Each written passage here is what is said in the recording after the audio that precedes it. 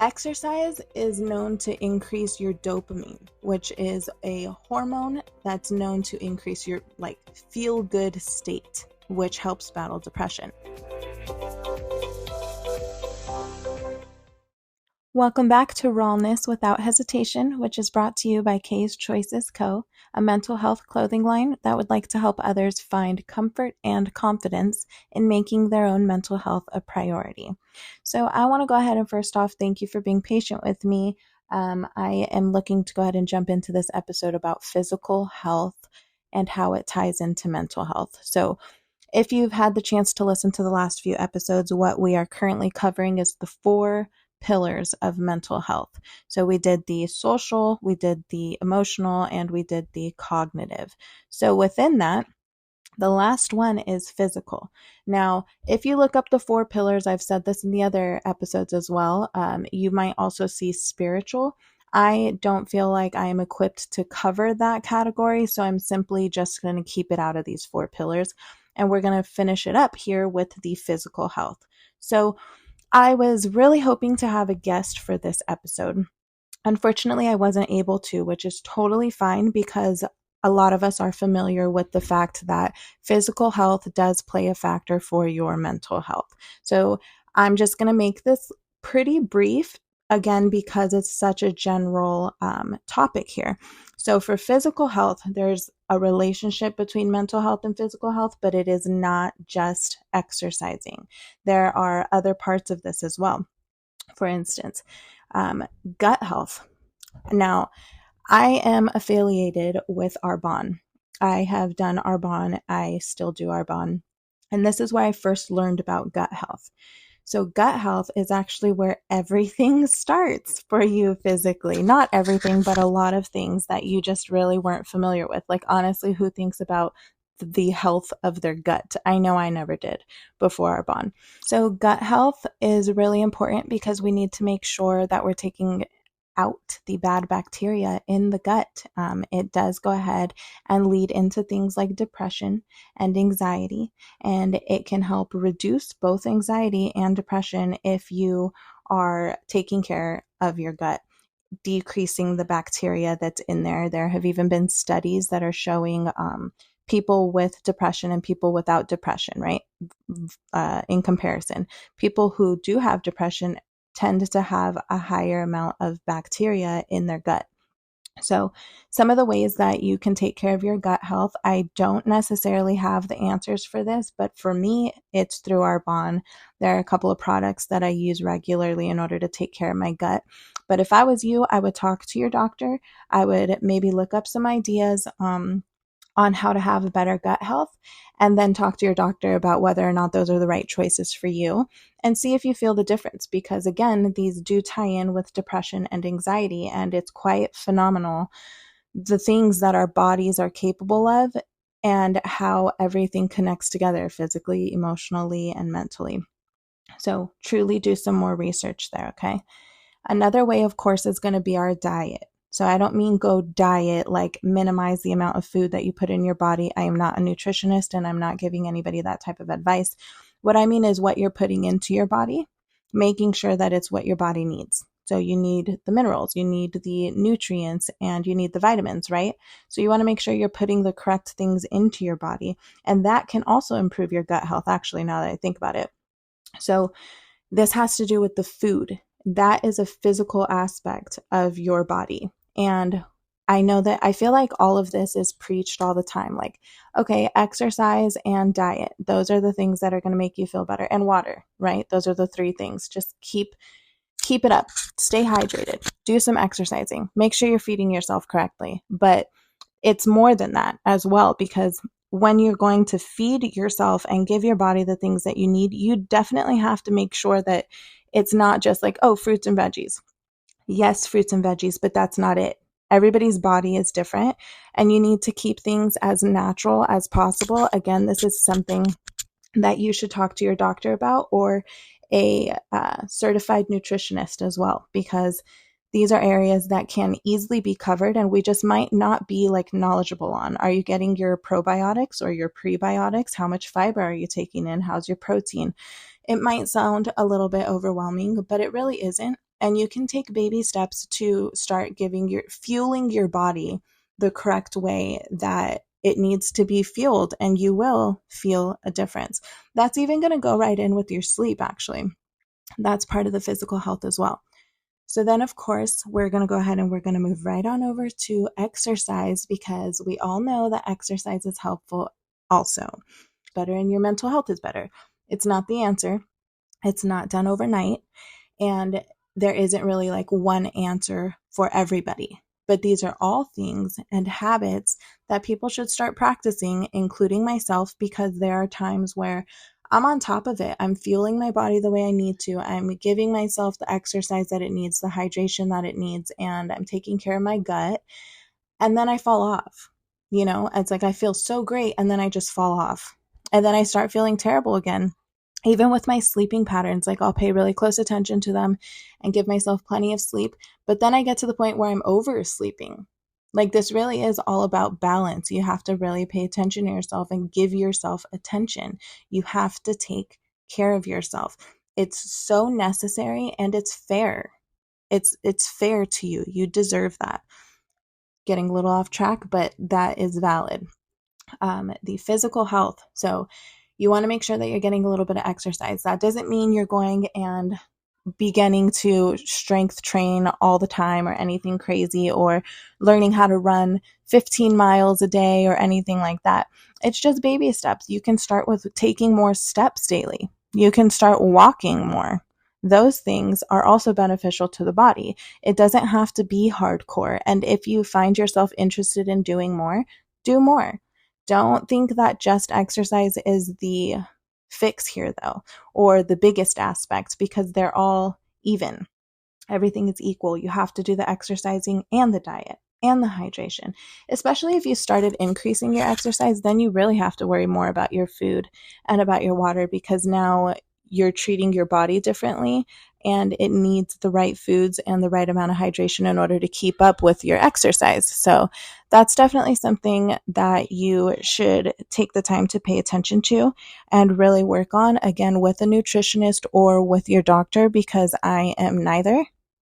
Another major factor here is actually chronic pain.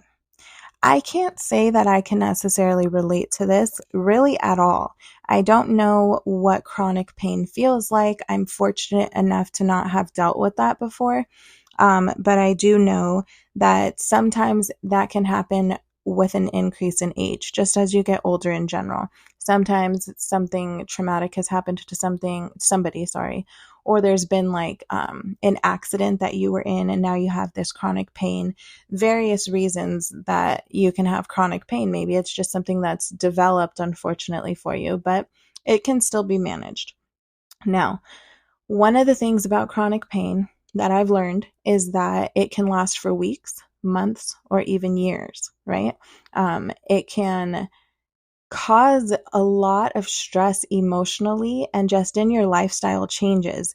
Now, my mother has worked in caregiving for quite some time, and she enjoys sharing her work experiences with me. So I've learned a little bit from listening to her and learning from her, but I've also done my own research as well. So with chronic pain, there isn't really like a timeline on how long it's going to last, and it can be unpredictable. Again, I feel very fortunate to not have to deal with chronic pain yet in my life. And for those of you that do, I'm sure you're aware of the chronic stress that comes right along with it. So unfortunately, this can tightly link you to depression.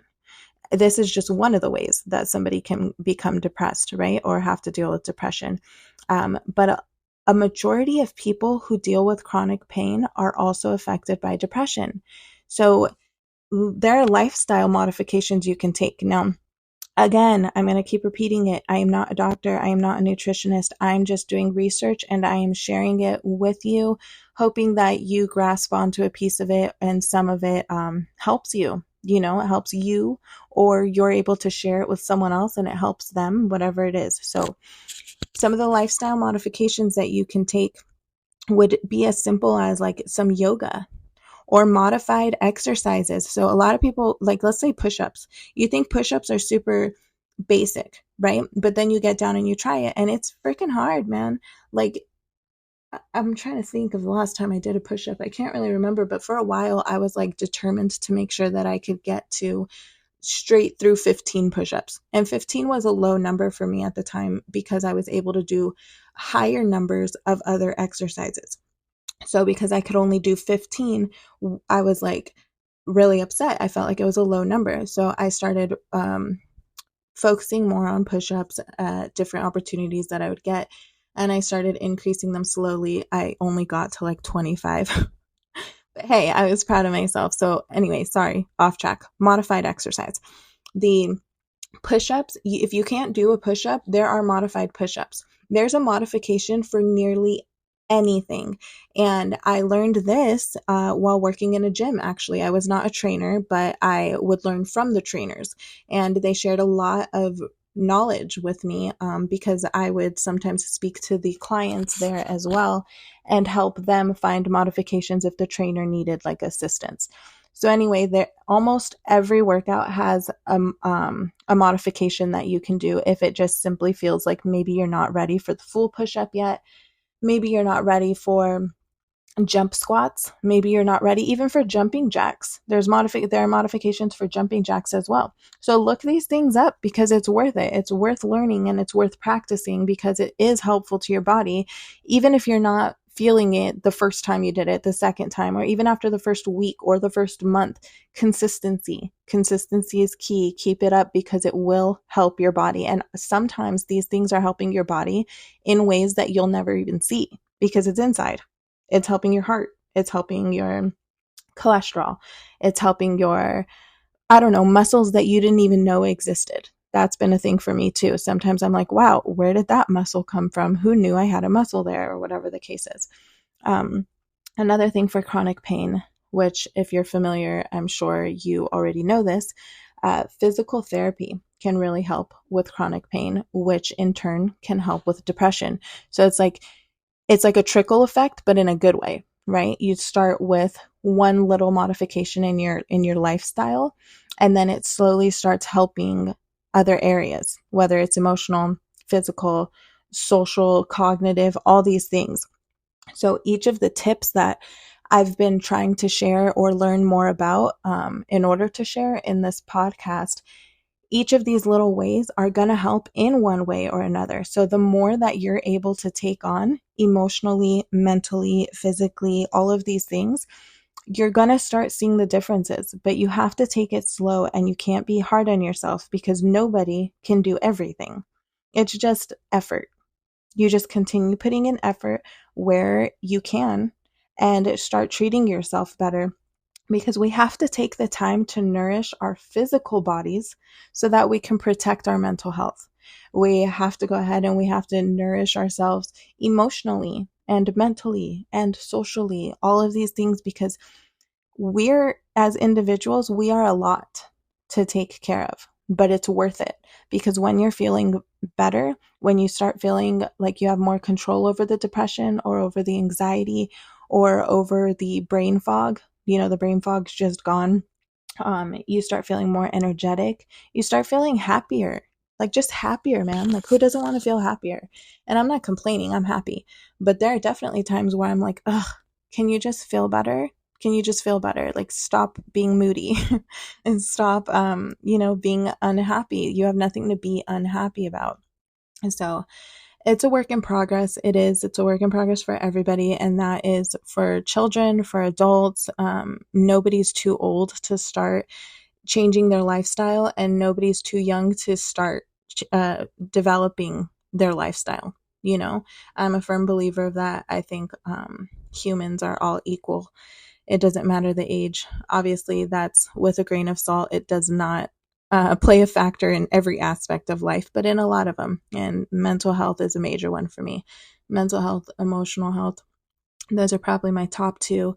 And I enjoy sharing them with as many people as I possibly can, even with children, every chance that I get as well, because I think that it's necessary. I think we all deserve this. So Thanks for joining me again this week on Rawness Without Hesitation, which is sponsored by K's Choices Co. And don't forget to subscribe to the email list on www.kschoicesco.myshopify.com. You can find our social media channels down below, along with the website where you can use any of the promo codes that you might have received in any previous episodes. And I look forward to speaking with you guys all again next week. Thanks.